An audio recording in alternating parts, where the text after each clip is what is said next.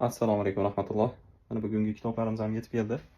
Asosan yoshlarga bo'lgan kitoblar, bolalar uchun bo'lgan kitoblar, lekin kattalar ham o'qisa bo'ladi. Chunki juda chiroyli va oson ingliz tilida yozilgan kitoblar hammasi. Hozir biz shu kitoblarni sizlarga ochib ko'rsatamiz.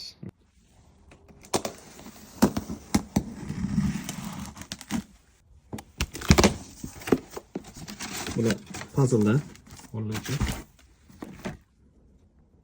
Bolalar bilan maza qilib o'ynab birga yasaydigan puzzlelar. Hammasi islomiy theme degani o'sha islomiy mavzuda qilingan puzzlelar bo'ladi.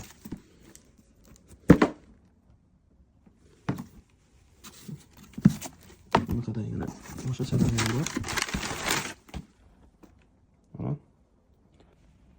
Mana bu yerda puzzlelarimiz. Hozir endi ikkinchi korobkani ochib ko'ramiz. Namoz o'qishga o'rgatadigan kitoblar. Namoz to'g'risida.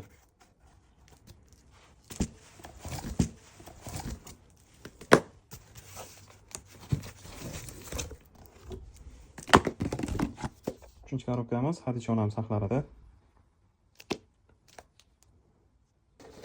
Bu kitobning ichida juda ajoyib. Hali buni ochib ham ko'rsataman inshaalloh. Musulmonlarning tarixi,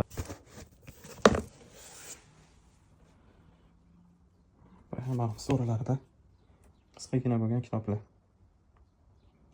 Bolalar uchun bunaqa zerikib ketishmaydi. Bitta o'tirib o'qib, bu narsa o'rgansa bo'ladigan kitoblar. Mana eng kutayotgan kitobim Buxoriy davomli suralaridagi kitob. Bu hali chiqmayapti. Mana. Bu ham juda zo'r kitob. O'sha payg'ambarlar haqida va ularni qilishgan nima deydi, mo'jiza deydimi? Allohdan bo'lgan mo'jizaligi haqidagi kitob bu.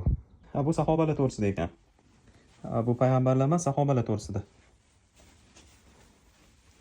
Bu bilan solishtirsak, mana bu payg'ambarlar to'g'risida, bu sahobalar to'g'risidagi bo'lgan qiziq voqealar.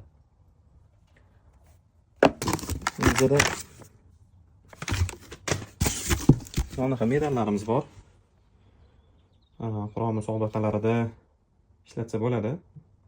Bu medal o'sha bolalarga beriladi bu. Ammo yosh bolalarga bu. Endi tili chiqayotganlarga alif ba ta kitob. Ozgina bo'lsa ham arabchani harflarini va mana shu harflar bilan keladigan bu so'zlarni o'rgatsanglar bo'ladi farzandinglarga. Yana unaqa atellarda eshigiga ilib qo'yishadi-yu. Bizani bezovta qilmaylar deb.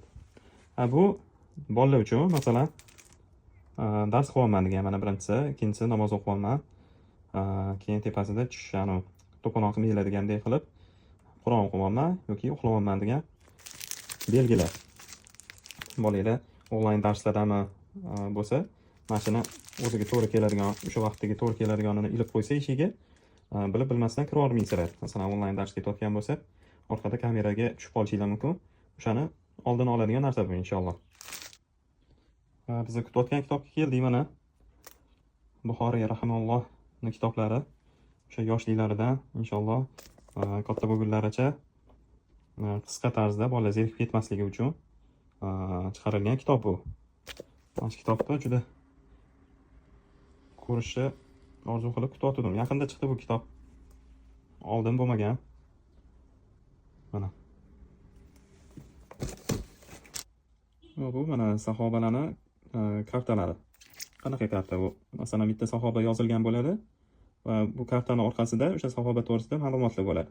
Nechta farzandlari bo'lgan, nima ishlar qilganlar, nechinchi xalifa bo'lganlar, shunga o'xshagan narsalar yozilgan bo'ladi orqasida. Sahobalarning kartalari mana.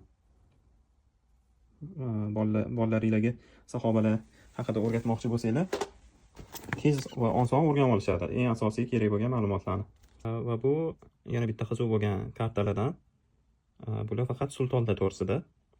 Ichida Salohiddin Ayyubiy va boshqa sultonlar bo'ladi. Va ular to'g'risida mana bitta nechta joyiga kontrol qilishganligi haqida, farzandligi to'g'risida shunga o'xshagan ma'lumot bo'ladi. Va bu kartamiz namoz va tahorat to'g'risida bo'ladi.